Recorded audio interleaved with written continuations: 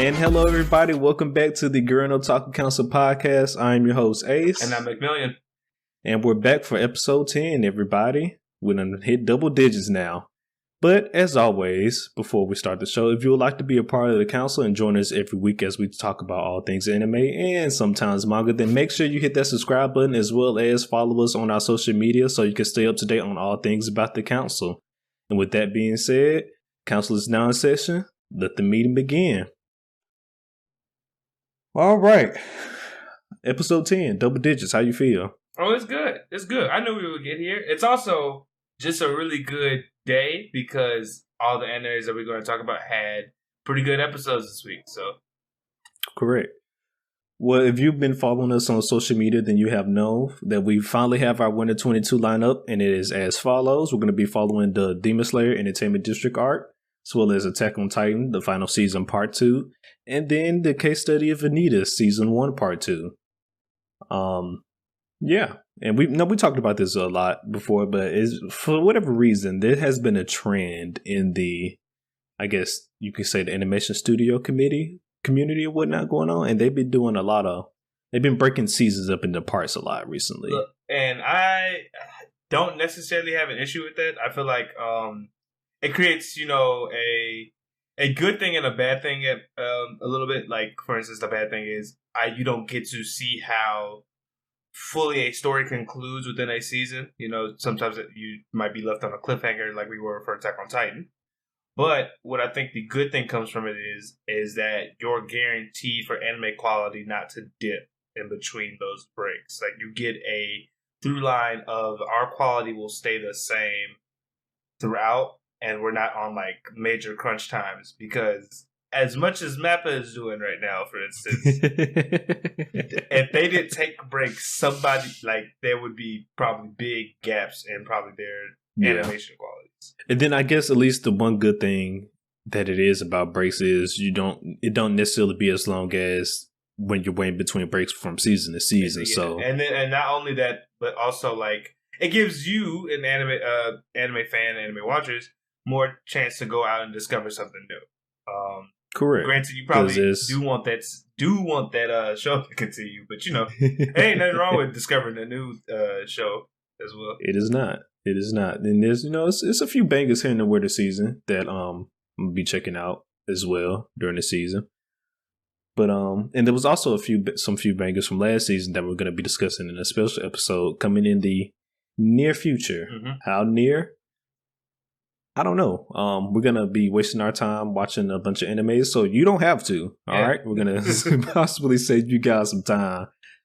So we're going to do the heavy lifting for you. So it's going to take us a minute to, watch a few of those animes, but, we'll get there eventually. But anyways, so we're going to start up the episode today, and we're going to start off with Attack on Titan, simply because not much happened this episode, but it was some stuff. A lot of stuff did, not necessarily a lot of stuff, but it was some stuff that did happen. It was eventful, but not like to the degree of probably what it was last week. But then again, last week we were coming off of a cliffhanger. We were legitimately coming off of a cliffhanger. So correct. So we pick up back on this episode 77 of Attack on Titan, where we left off from last episode with the gang in the dungeon, prison dungeon, whatever you want to call it.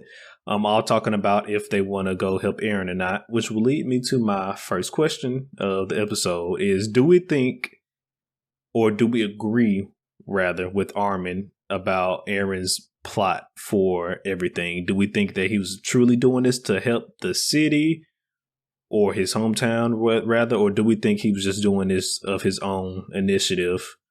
Whether it be he's going with the rumbling plan, or do you think he's actually trying to go with the euthanization plan? I think based on so I'm gonna be in the mind of Armin, right now, and I do think that you should, unless given like major reason, you should probably act in mind with the character that person has constantly shown you. And while this is a major switch up from Eren, Armin knows that Eren isn't a person that does something without cause. So I feel like with that being said, I do think that I don't think he's going to go along with Zeke's thing, but I do think he has his own plans that are leading him to have to work with them. Because as we know, he can't use the coordinates power by himself. He has to have a royal to use it with, and luckily his brother is half royal blood. So I think with keeping that in mind, I do think that they're making probably the best decision with the information that they do have, and that's really the only one you can make in times like these. Like it's a middle of the war. You really can't be picky at this point. Like there's a lot of stuff going on. Like it's a middle of war. You got to make decisions or die, basically. So here we are.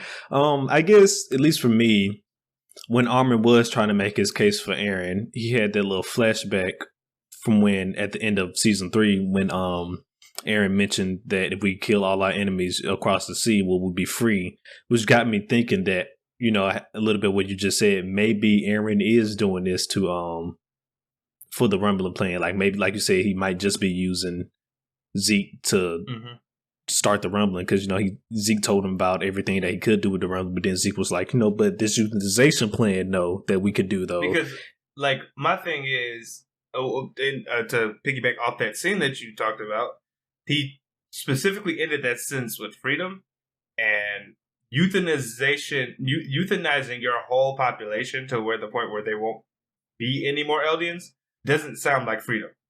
It sounds like extinction to me. Yeah, that's what it sounds like. It is extinction. There ain't no question about it. That is a fact. So yeah, which probably makes me think that Eren may be going, like I said, he might actually have an ulterior motive, like you said, just might be just using Zeke and Yelena to actually fulfill his own wishes and desires. But we'll have to see. Like I said last episode, at this point, I just want this motherfucker to make up his mind, let his actions be known, because I'm tired of him. I'm just tired. We are along for the mystery and the ride right now. I'm just tired of Eren. But so yeah, so that was happening. They're on their way out to help Eren. But the other major thing that happened this episode was our boy Zeke is back in action in this episode. Yep, came through swinging, throwing rocks. Yeah, like normal. Nothing new. You know, same old Zeke. Did not take him long at all to get to the city. It was not a challenge at all for him to get back to the city. Having was it to train Survey Corps as well as being a Titan, I don't think it would have given him any problems to get back. It was just what's so interesting to me is that Zeke's has worked with the people he's now fighting, right? And he fell for that fake out death from Peak. Is that her name? Is it just Peak, right? Peak, yeah. And I was just like, this is what you get for assuming. You got your ass shot. Oh, snap. But Zeke shows back up and to help out Eren, of course, because as we left off last episode, my boy was getting whooped. And I have a call currently. We'll edit this part out. I shall be right back, but you can continue though. Oh, sure. Okay. I was about to say we could just edit this part out and be like, welcome back. But yeah, so speaking of like how Ace was saying, Zeke came back to help with Eren with basically handle the business that he needs to back into place. And unfortunately for them, or fortunately, I mean, they were able to fend off Reiner and I can't remember his name, but the Jaw Titan, and that went over decently, I guess. For the man, we should just cut this part. I'm just say we cut.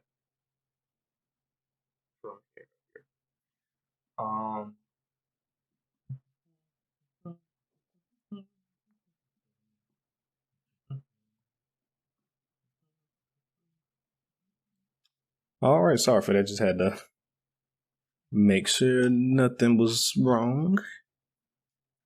But we're good to go. Okay.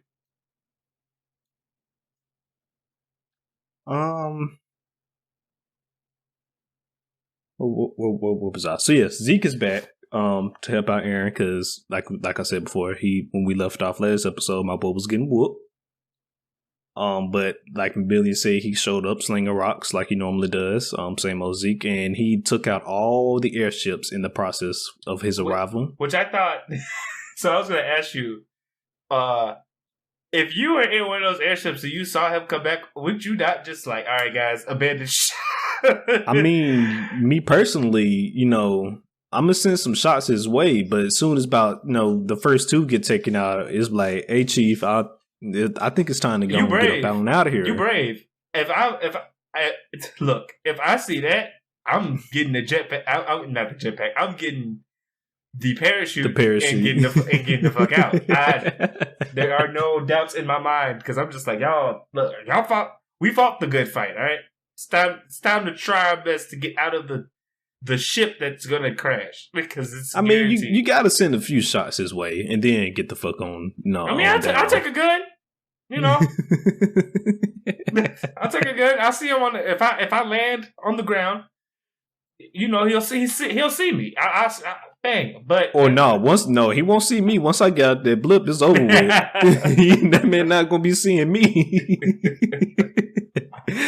Listen, like you just said, we done seen what this man can do already. He not gonna be seeing me. I mean, I just thought that was so like, because I was just like, man, if I was in one of those airships at that point, I'd just been like, all right, sir, it's been nice knowing you. It's been real. It's been real. Time to get on out of here. Yep. All right, Captain, I'll holler at you. Yeah, no, I'll probably be right along with you. As soon as he showed up, like I said, I'll send a few shots that way, but it ain't worth it. It ain't worth all that. But definitely Plan B would have already been set in motion once I laid eyes on him. I would have been looking for the nearest parachute. Because I'm not going out like that. Yeah, because I might die in this battle, but that's not how I'm finna die. I mean, because it's crazy. Like when he threw the rocks, it went through Reiner's armor titan and the jaw titan like it wasn't shit. And so I'm just like, if you're in an airship, you need to leave now. Basically, but so yeah, I mean, really not much to say about Attack on Titan except for what happens at the end. Which I mean, I kind of already spoiled just a bit, but like Zeke fell for Peak, and the soldiers that were with her set up basically a trap, and Zeke assumed that, oh damn, somebody took her out. Well, that's a shame, and then immediately got hit with the anti-Titan cannon that was on the back of Peak, was on Peak's back, and right now we are. Well, I'm pretty sure he's not dead, but they're trying to play it off like something. He could be dying though, because one, that was a fat ass cannon. Oh no, it was. I'm not. And two, he did get hit by that motherfucker. I'm not saying it is. I'm just saying like Zeke's death would have been like one of those ones they like slow mode or did something like damn. Because that brings me to my next question / theory that I wanted to talk about for next episode is, do we think that Eren is going to eat Zeke now at this point? I don't because if Zeke is dying, Eren still needs the blood of a royal's power, so he'll have to. The only other way to get that would be to eat him. That's a good point, I guess, but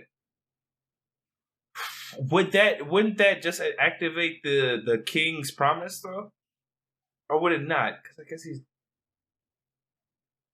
Because he needs a person. I know what you're saying. It's just more of like, would that then make Eren possibly a royal as well, and then would that activate the king's promise? Yeah, that's what I'm saying. Yeah, if Eren eats Zeke, that should activate the power, and he should have access to the Fountain Titan powers. I mean, maybe it's a possibility. I just know he has to be in contact with them, and we don't know necessarily the parameters. Do they even have to be alive? Can they be dead?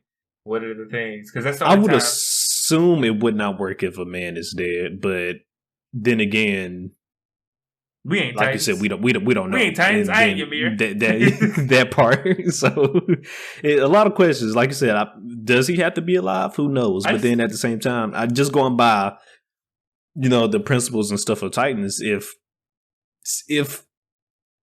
Zeke is a royal blood, and then Eren eats him, then now he has royal blood in him. So from that going from by that logic, he should be able to activate the Titan's powers. I mean, but also going by that logic, if he has the royal blood in him, then it would activate the King's Promise, which is the whole reason. What King's Promise are you referring to? You know the thing. I must have forgot. You know the thing where the king had made a promise that he would never, that in all actuality, while he threatened the world with the rumbling, he actually can't use it because it was, for instance, Aaron's father went to talk to the Coordinate family to be like, hey, y'all, please use the rumbling to save us from damn, what is the other country called? Marley. And they were like, we can't. And remember the people with the royal blood who had the Coordinate, their eyes go that like shiny purple? I kind of remember what you're referring to. It's just been a minute since last season. It's been a while, but basically they're bound because of what happened. Though they are bound to the promise that they cannot actually activate the rumbling. Okay, but does that count for somebody? Has it been confirmed that Zeke is like a full blood royal or just half blood royal? He's half blood, but I'm not sure if that would, because it might work differently if he's half blood. I mean, we like I said, we're not citizens of your mirror. I don't know how that works, but but it seems to work with it. But from what I remember of last season, it does seem that seems to have what it bounds to with any like royal blood person. That's why it's actually like a good thing that that technically Zeke doesn't have it, because he wouldn't be able to actually use the power of the Coordinate, because he would be then bound by the King's promise / like contract to not ever use that power. Interesting. So if Aaron eats Zeke, I don't know if that would count if he would be counted under that as well. Well, maybe the only thing I would say possibly not is just potentially because Aaron himself isn't a royal. That's why I think maybe you could get past that. I mean, like I said, but that's like what I'm saying is like, I think at the end of the day, he's going to need him alive, so I don't think he'll eat him. But we'll have to wait. But that's what I was saying. But what if Zeke is dying? Because like I said, if he's dying, we don't know if he can use his powers with him dead. If he's dying, he's still alive. He's just not 100%. Well, correct. But then, if he dies in the process, though, it can is he still going to be able to use his stuff? Like, does he need does he have to be alive at all the time, or like once I activate the powers, I'm good to go? I don't need him anymore. I mean, from what I remember when he used it before, and when he got the memories back after touching Historia, it seemed almost like it worked. The powers work instantly of the Coordinate once you make contact with a living member of the royal family. So I don't know. These are speculations. Yes, these are truly speculations, because for once, this is a manga that McMillian did not read, everybody. So we're truly speculating here. I waited. I had enough. I had enough things to keep me preoccupied. But yeah, so I guess we'll just have to wait and see. But then, because if that's the case, something has to happen within his next episode. I'm telling you, he's about to let the chopper sing, and that's gonna cause a distraction. He about to yell. Well, that part. But then after that, there's got to be something dramatic enough, which is probably Zeke yelling, to make Armin transform into the Colossal Titan. Oh, you think Armin's gonna get? Maybe, yeah. I mean, eventually. I mean, this man ain't got the Colossal Titan for nothing. He gonna use it eventually. I mean, this is the last season of Attack on Titan. I mean, he's only used it once, so yeah. So it's gonna come eventually. The question is when and why. Yeah, that's true. That's a big one. Stuff is moving. Stuff is getting exciting. We are here for it, obviously. War, but moving on along, because we stayed on this longer than I expected. The rating for this episode. I'd give it like a 6. Not that nothing new was bad or anything like that, but like you said, this kind of felt like a staging episode, and it was pretty like. Well, actually, I might do 7, only because like there was I'm teetering between a 6 and a 7. because this was very good setup, like what it alluded to, like because even though the cliffhanger was, I think that it tried to sell us like, oh man, Zeke got shot, he might be dead. I'm like, all right, no, that's not a thing.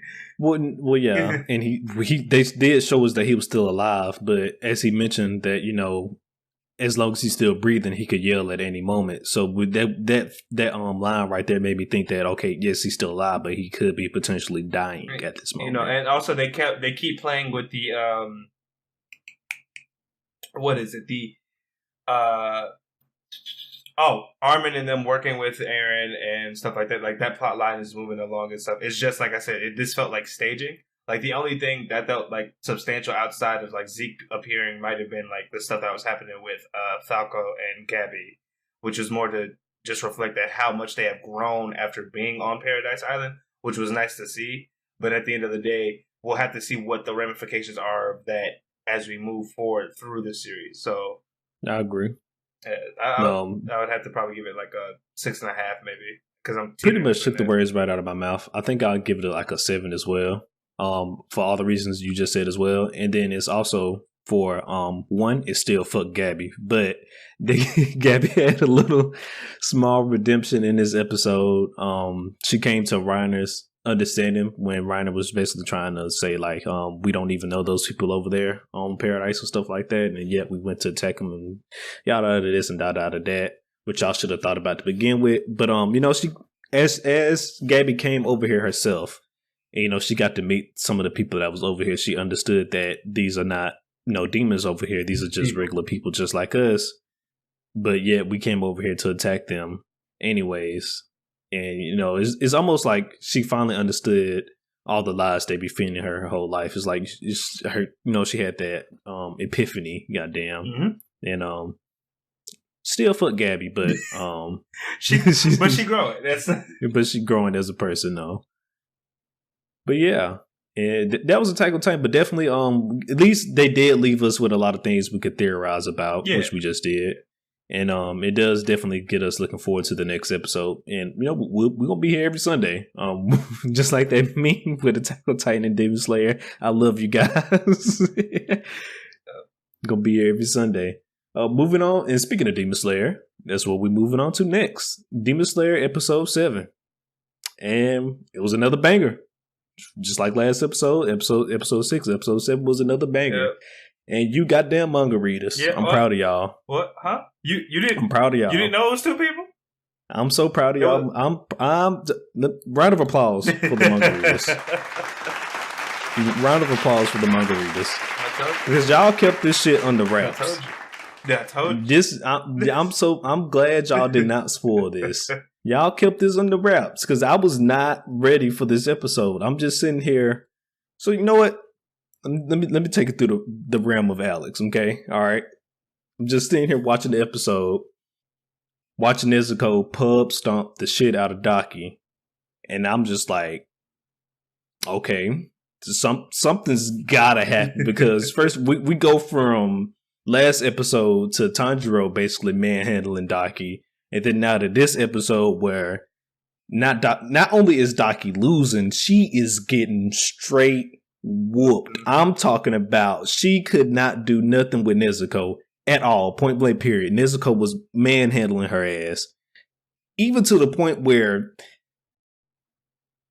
I'm finna make up a new rank for her. Nezuko is a middle moon now. She's not a lower moon. She's not an upper moon. She's a middle moon now. The transition. We're gonna call her middle moon 1. Nezuko. Hilarious. Because what the fuck? Why does, first of all, okay, yes, her blood technique was already fire as hell. But now you mean to tell me she can use her blood to keep her limbs from severing? Yes. Get the fuck out of here, Demon Slayer. What are we doing? What are we doing? Why is we making Nezuko pop off like this? I said I wanted to see her popped off, and she popped the fuck off. You asked for it. You got your wish. The monkey's paw has been cracked. She popped off, and I was, because even when I saw her get her head decapitated, I was like, damn, Nezuko gone. But then I was like, what? No, that can't be right. It's Nezuko. And then, they show the blood still connected to her head and everything. And I was like, what the fuck? like, this shit is crazy. Like, this is wild. And it's just so fitting for Nezuko, though, because, her blood demon arts revolves around her blood. So it's just so fitting for her. Yep. And so time for the perspective of a manga reader. When you watch the Nezuko give Daki the beat down, what was going through your mind? I was like, wow, they animated this beautifully. This is the hands.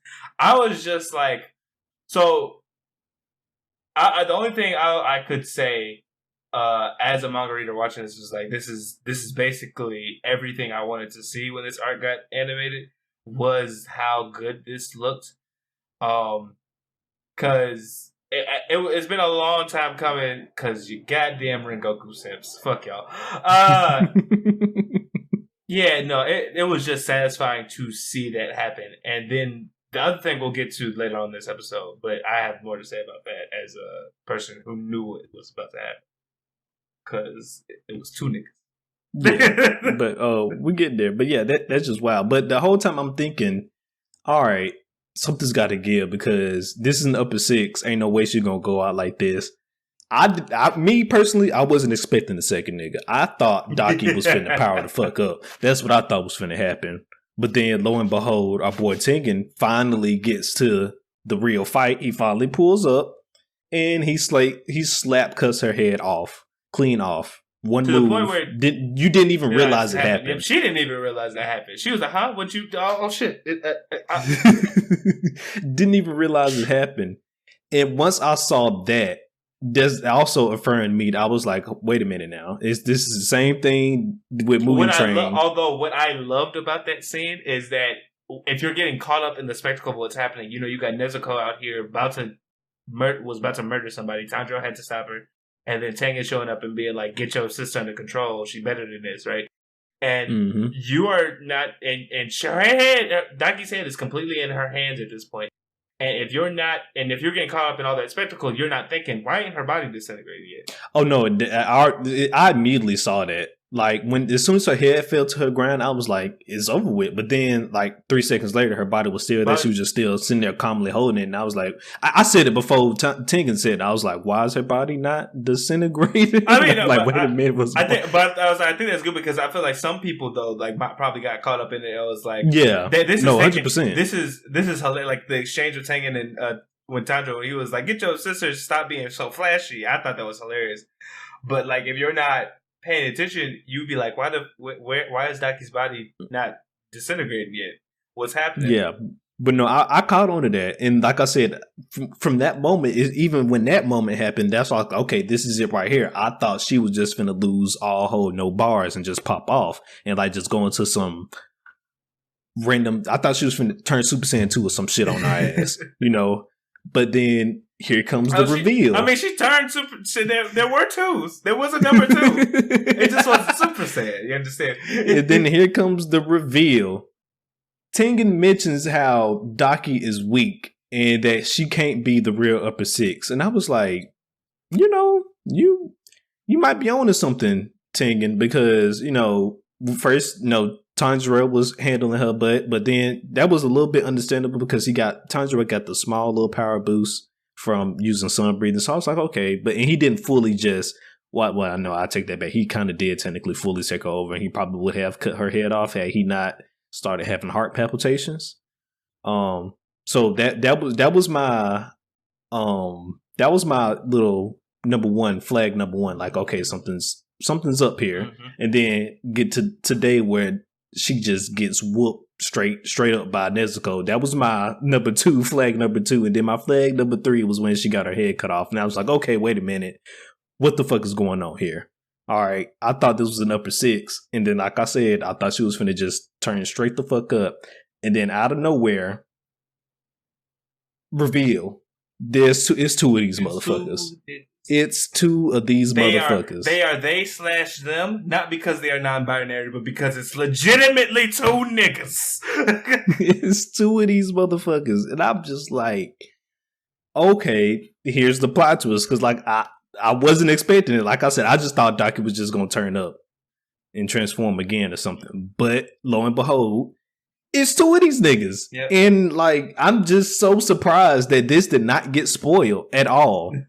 at all. Like, I just can't believe. I'm just so fucking proud of you, damn manga readers, that y'all held this one in y'all mouths. Like, I could not believe it. It was obvious it was two niggas. I could not believe it. Was it not? And lo and behold, we see that her brother Gyotaro is truly I guess.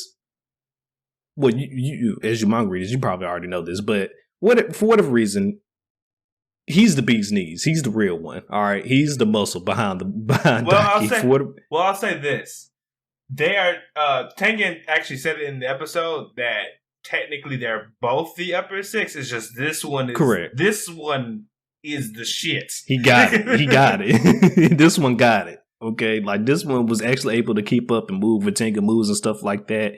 He got it, and not only that. He also is a dual wielder. He got dual scythes. So now is the battle of the dual wielders out here. It's true. And one thing I love probably about Gyotaro's interest, or what his beef with Tengen, he was like, "Man, you're handsome," and everything. And then Tengen pops up. He's like, "Yeah, you know what? I got 3 wives." And Gyotaro was like, 3 wives? Oh, you gotta go. You got to go. That immediately reminded me of Tanjiro. I'm like, he just like Tanjiro. And I know if Tanjiro was here, it would just be like that. Mean he just like me for real. Oh, you meant Zenitsu? Yeah, I said Tanjiro. Yes, Zenitsu. Yeah. I mean, thank you. Just like Zenitsu. He just like he said, "Oh, you gotta go." I was like, "Man, that's some powerful ass haterade right there." But I understand. Yeah, like literally when that scene happened, I was like, this, if Zenitsu was an evildoer, this would have been where he popped off at too, right here. Oh, you got 3 wives? There's no way. Thunder breathing. You got 3 wives? Like what? But yes, Also, as a manga reader, because I know you wanted my perspective, this was also the way they revealed it. Really nice. Really, I could not have asked for a better way, because he popped off. Because the moment he came out, he beat Tengen's ass.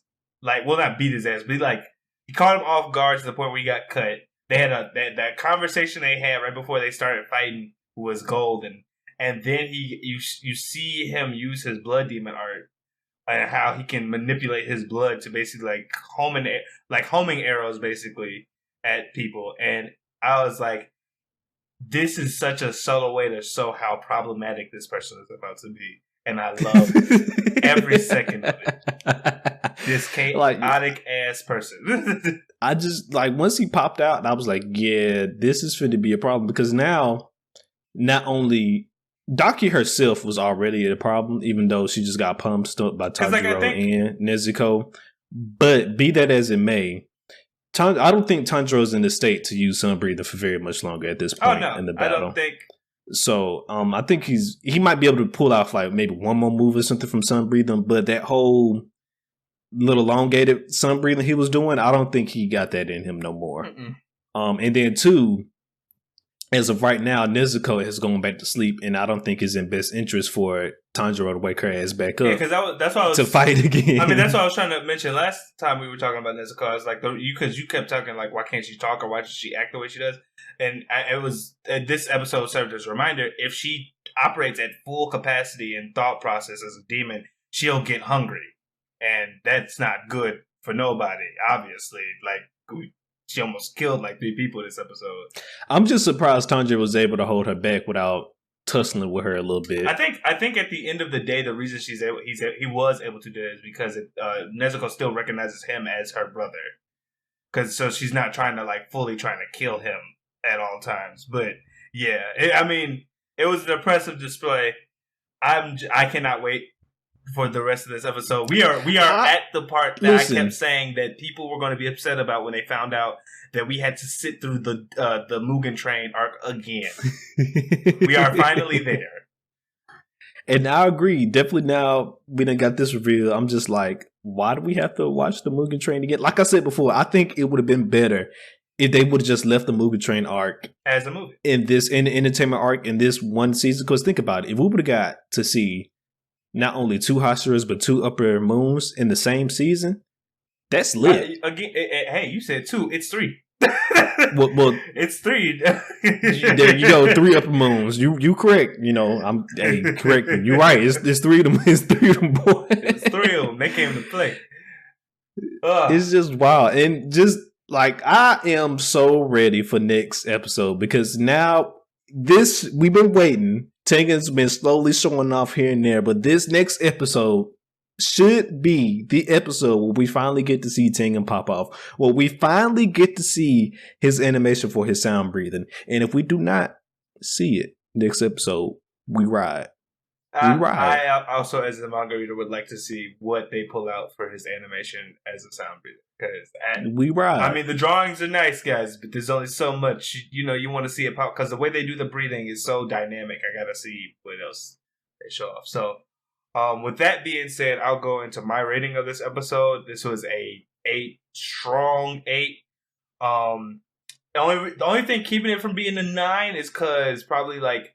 This is just somewhat like more of a setup, but this was a setup episode. But it was correct. The reason it kind of goes above like Attack on Titan's one is because it was a surprise. It got that shock value, and the way it did it was great. It paid off because like I said, if Demon Slayer is known for anything, it's its action, its comedy, and how it balances the two perfectly. And it did it again this episode in a way that serviced this new character that we get.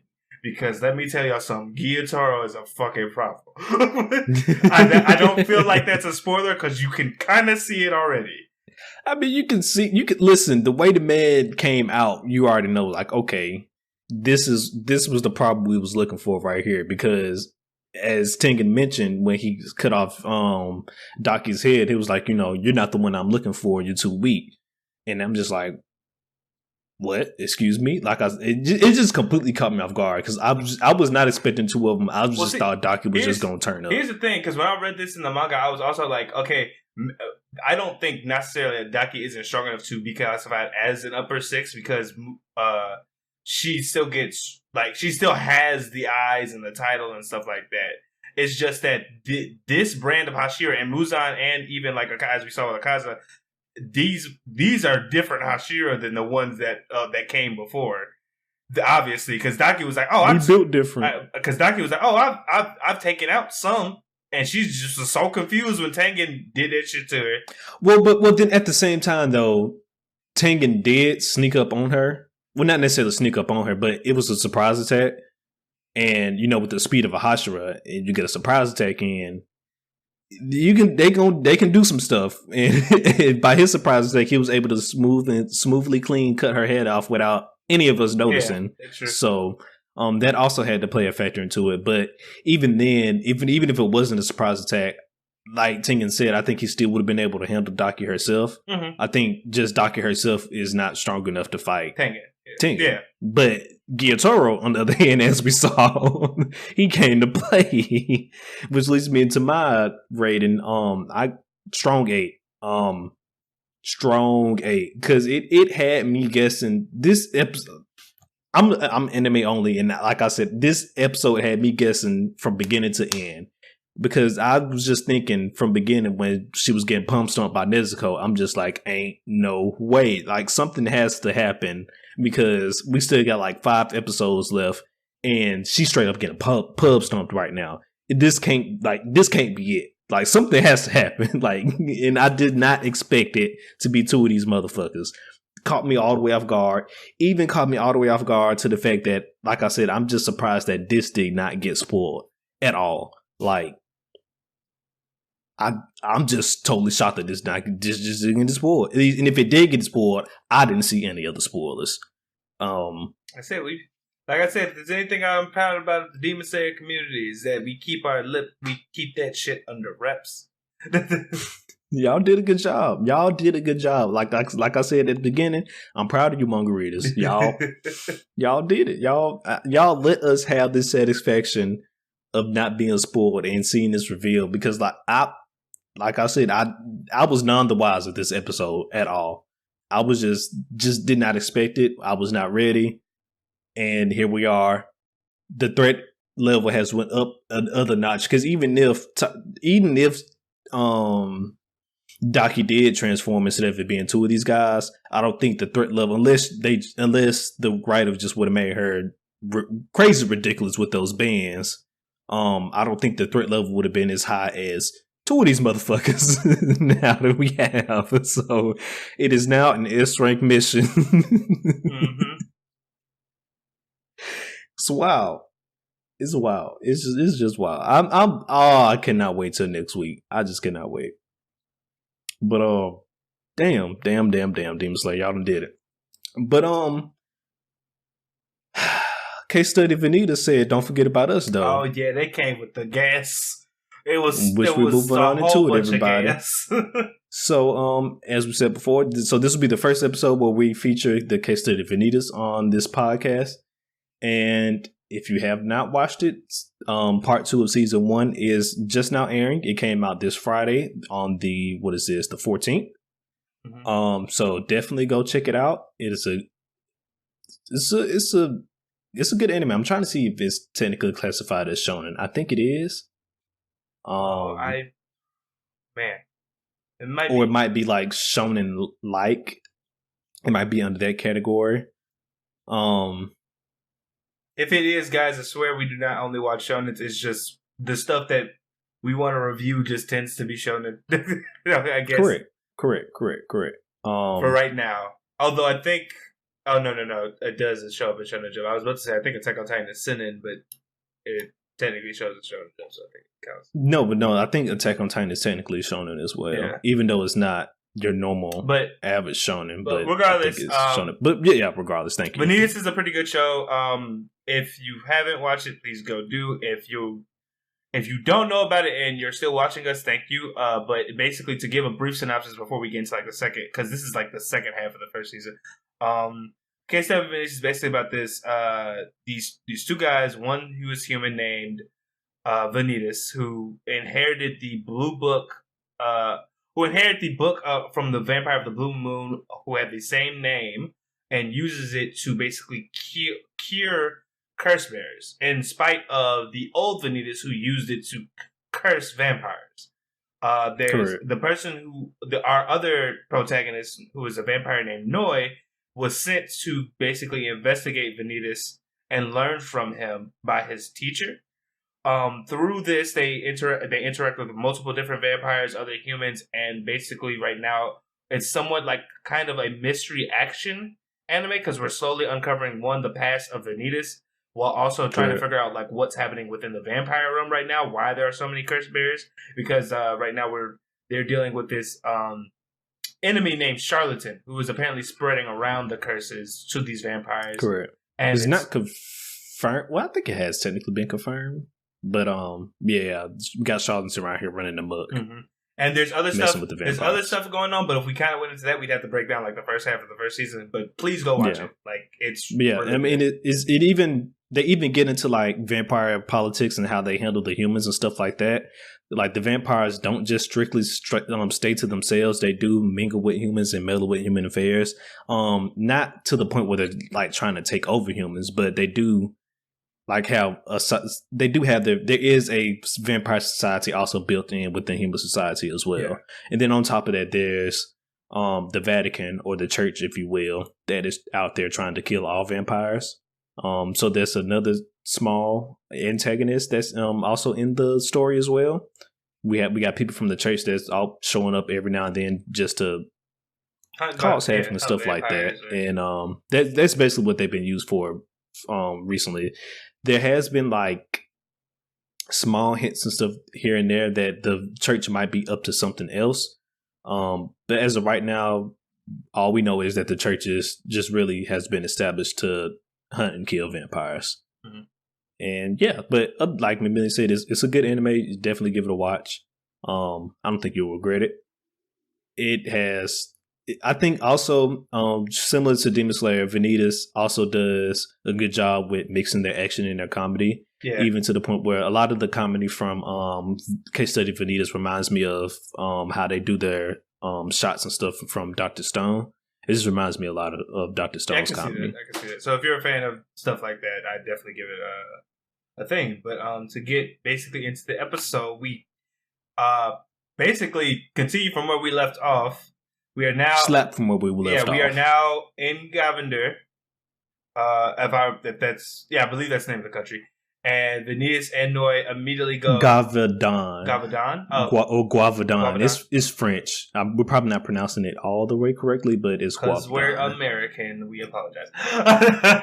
But we basically meet back up with Vanitas and Noi after they stop, get off the train. They're basically investigating the woods, trying to see if there's any signs of the beast that they were looking for from last season. And almost immediately, Vanitas is just talking basically shit to his two assistants, and Noah is like basically just going around looking at all like the new stuff, and eventually they lose sight of him, and we get flung, I don't know how many years, I guess, into the past, and stuff is going crazy almost immediately. Before you go any further, once again, this was an episode I was not expecting, because I thought it was going to get more of like a recap episode, or like they said, more of like an investigation type episode. But that was not the case. The pace for this episode was very fast. 0 like to 100 almost immediately. We got the Gavadon. They didn't even stop at the end to check in their stuff. They mentioned it, but we didn't see that scene or nothing. It was just get the Gavadon, going and searching for the beast. Straight get into time skip. Not even time skip. Getting thrown into the past. I guess there's still technically a time skip, but what are we doing? What are we doing? We're hunting vampires and traveling through time, I guess. What are we doing? Why are we? Because from the last season, we saw old girl, which her name is Chloe. Saw Chloe standing in the snow inside the Gavadon. And then when we did get there was no snow or nothing. So I was confused. I was like, where the hell is all the snow? And then out of nowhere, get thrown into the past. Okay. They did mention there was a witch that was also in the woods, so it could be the witches doing that they ended up in the past or whatnot. Maybe. But maybe the witch and the beast are the same people. I don't know. I'm so confused right now. All I know is that case study of Vanitas was like, we coming back swinging, because they came back swinging. Because immediately when they get flung into the past, lo and behold, here is the beast of Gavadon. Yeah, and murdering a battalion of people that they explained were like paladins from like King George the 11th, I believe it was. I don't even know it was King George. Don't quote him on that. It might not be King George. If it's not, then it wasn't, and I apologize. It was some king though, and they got murked, these humans, and then Noi. Rightfully so. Yeah, and this happened like right in front of Noi, and then Noi kind of like, he like runs off, and then he runs into Astolfo, which is apparently a guy, which is the guy we saw at the end of last episode, who we also thought was a female. Yeah, but which also apparently don't call him that. Don't do it. It's a bad idea, because he just murdered humans in cold blood for just calling him a girl, and then proceeded to try and stab and fight Noi. Someone did not hug that child enough. I don't know what's going on.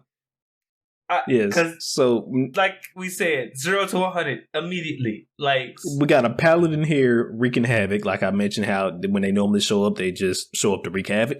We got one that showed up, and now he's wreaking havoc. But like Noi pointed out, Astolfo is nothing like Ronaldo or Roland. It's either Ronaldo or Roland. I think it's Roland. One of the two. I think it is Roland, yes. He's nothing like Roland, because Roland was like, I can be reasoned with. You can talk to me. I am here to protect people. I was here to kill vampires, but that's only because I thought they were all bad, and now I know better. Astolfo is just like, oh, you a vampire. Word. Run them things. run me the fade. Run them hands. Run them hands. Run the fade. How much is it? We got this man over here running amok. And then on top of that, now we have the beast here running amok. And then Jeanne is here. Why? Where the fuck did she come from? I wanted to ask you this. Do you think that's current Jeanne or past Jeanne?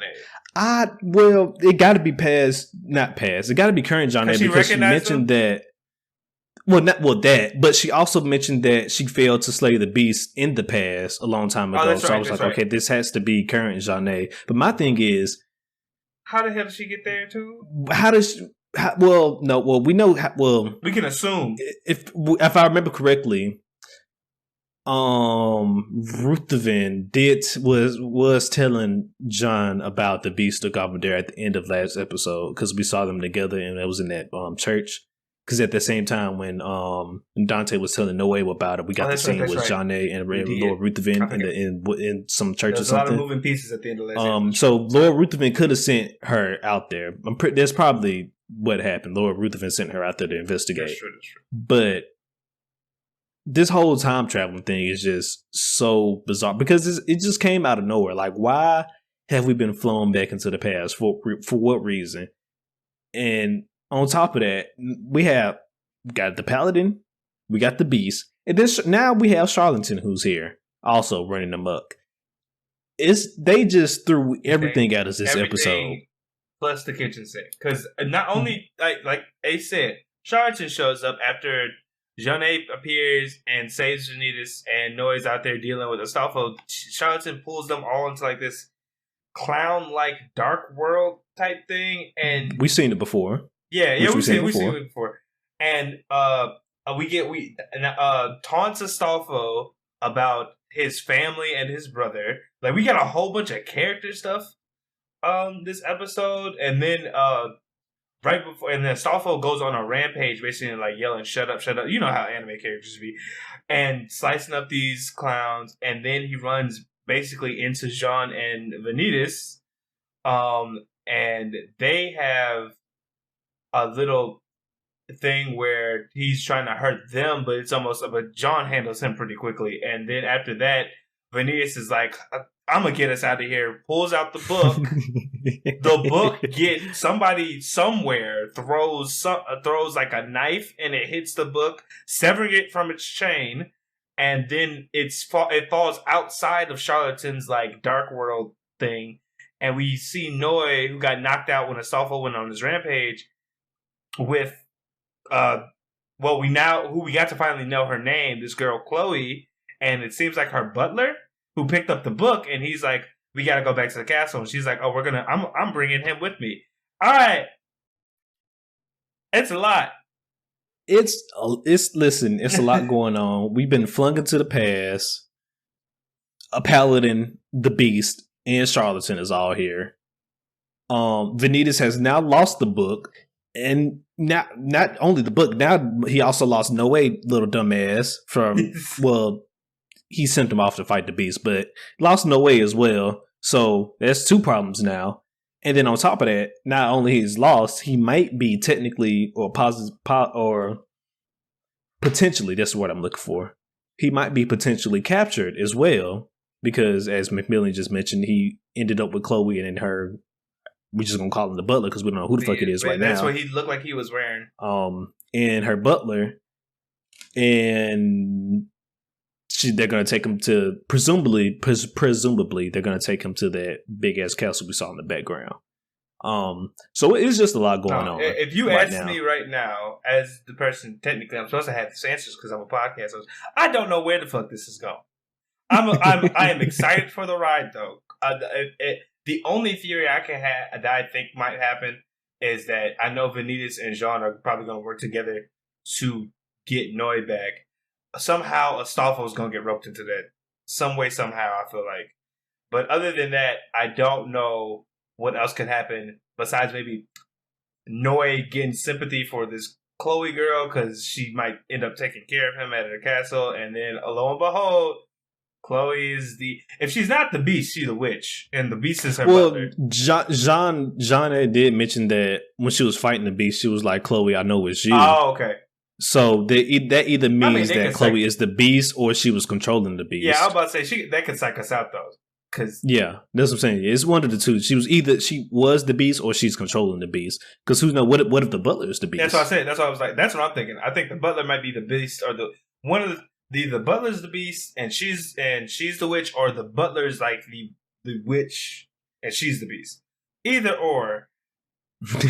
something is going on, and they're working with the Beast of Gamondor shrieking amok, as well as the Astolfo is a problem. Look, Vanitas said we putting everything out in the kitchen table. We throwing the kitchen sink plus this kitchen table. All right.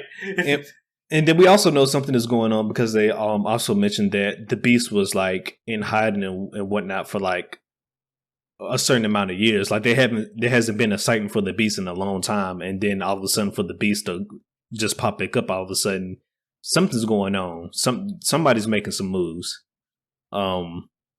What moves we don't know. So now we got the vampires, we got Charlatan and the Paladins, and now we got this other faction who may or may not be vampires. We don't know yet, but it's just a lot going on in this episode. Yeah, like you said, they threw the whole kitchen sink at us this episode. Like, technically, they're supposed to be investigating if this beast is a cursed vampire. It seems like it so far, but I'm wondering, with that in mind, because like the first season, the first half of the first season, we got a whole bunch of like the focus is cursed vampires, and this one, I feel like the later half of this season is just going to be focused permanently focused on the Beast, Chloe, and like this mysterious butler, because it's just 100%. The amount of shit that was given to us in the span of 25 minutes.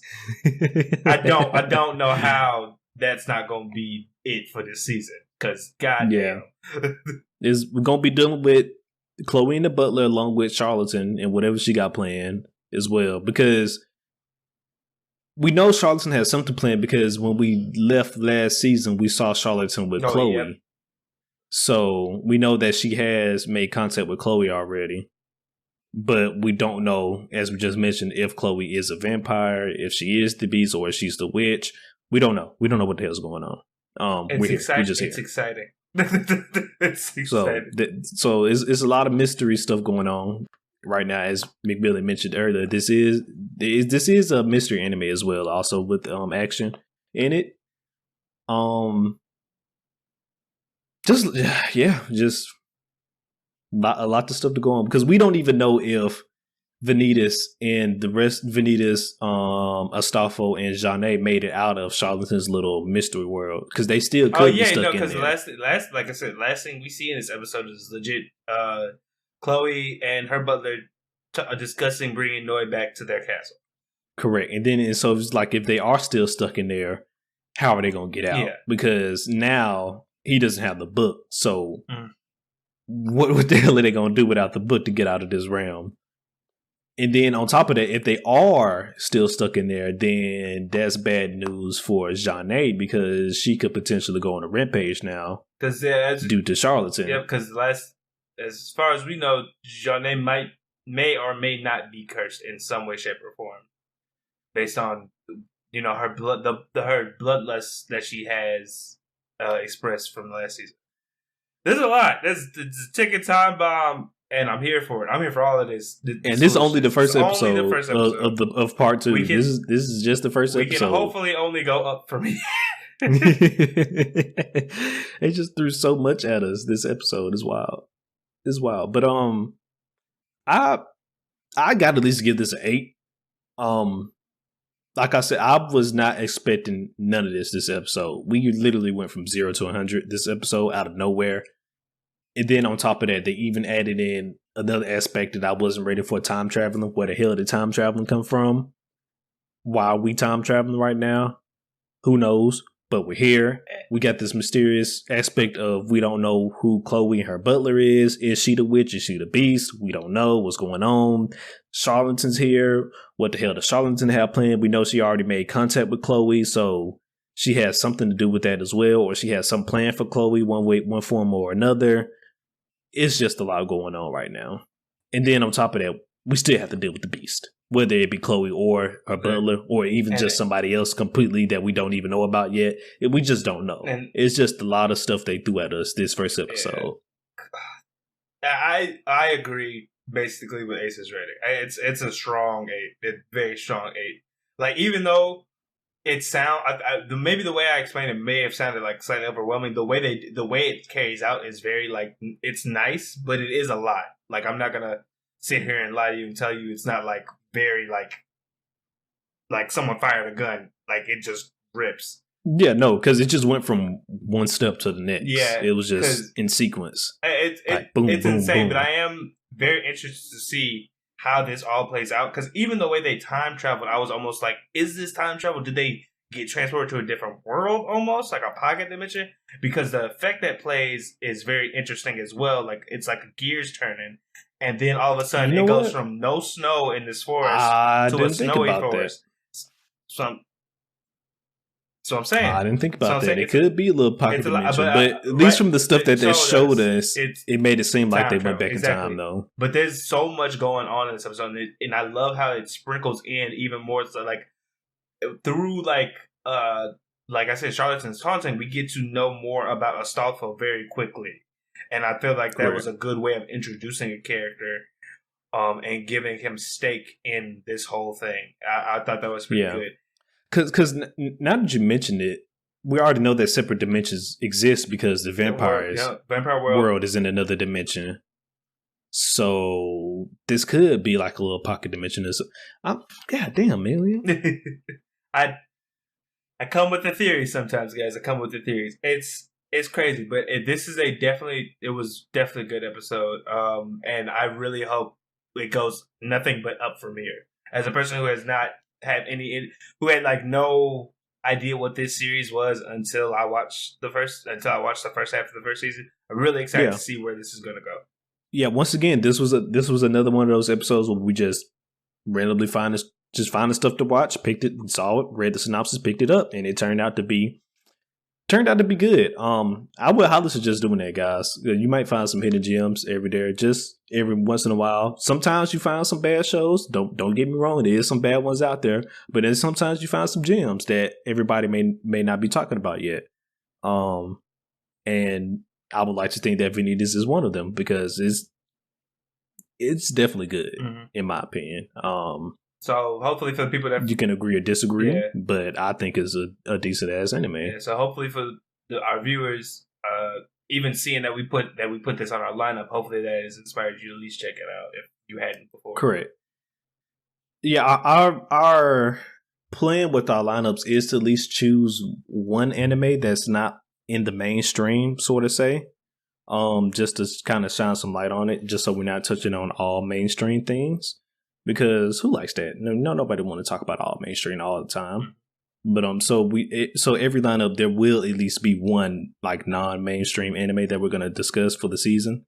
And whether case study of Vanitas does have like a little following behind it, I would not consider it mainstream. Yeah, it's not. Though. In my opinion, it's not one. When I go online, I don't see a lot of people talking about it as fervently as say Demon Slayer or AOT. So I feel like to me that's like. It's not A tier. It's probably like C or B, if anything. So I feel like people who know about it, but it's not like one of those things. It's like everyone's ranting and raving for it, but it is very good. Correct. Even like one of the things that people come to love about the show is just the interactions between Noe and Vanitas. Because we start off thinking that Vanitas. From what he was showing us, it was like he really doesn't care about vampires or just people in general. He just kind of be like this nonchalant guy that's just going about just doing whatever the hell he wants. But then, you come to find out that he actually did build some kind of trust and liking towards Noe at first. Because at first he couldn't stand Noe. He probably still can't stand him to this point. But he's gotten to the point where, like I said, he does have some sort of respect for him and he does tolerate him now. Yeah. More than what he did at the beginning. And just like I said, just the interactions between those two is just hilarious and funny to see at times because they're both characters in their own rights. Noe is like this klutz that just wanders around and does whatever the hell he wants. And then Vanitas is just this egotistical guy who just carries his personality on his chest. Like Vanitas will let you know how he feels at all times. He's not scared of nobody or nothing. And I just think the dynamic between them two fits very well. Yeah, no, and also like there's so much more to their characters than just that. So, but yeah, that was our animes, guys. You got anything else to talk about? Other than Just like I want to mention again that we will be putting out a special episode of our sleeper hits for the fall 2021 anime season. As well as be looking on the lookout for some more special episodes coming in the future. We got some stuff in the works lined up. But the first one should, unless something crazy happens, the next one should be the fall 2021 sleeper hits. If something does change, you can make sure to check out our social media, and we will let you know. Mm-hmm. But that's the plan for now. Other than that, I don't think there's any anime news that I had to talk about because I don't think there was any.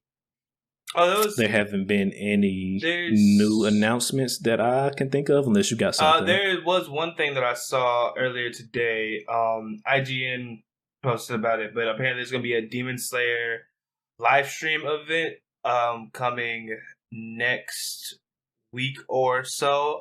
We'll be sure to put the stuff about that in our video description as well as on our streaming service description. No, I do have one more thing. Apparently there's it's supposed to be announcing two big things coming. Some people are hoping for another movie announcement. Others are just probably hoping tease maybe we'll get the next arc sooner than we first imagined. Expected. But something's coming for Demon Slayer in the next coming week. So be on the lookout for that. No, one thing I do have one more thing to mention. So some of you may or may not know that the Crunchyroll Anime Awards are coming up here slowly but surely. They're going to be sometime in February. I think it's February the 9th. I'm not sure the exact date.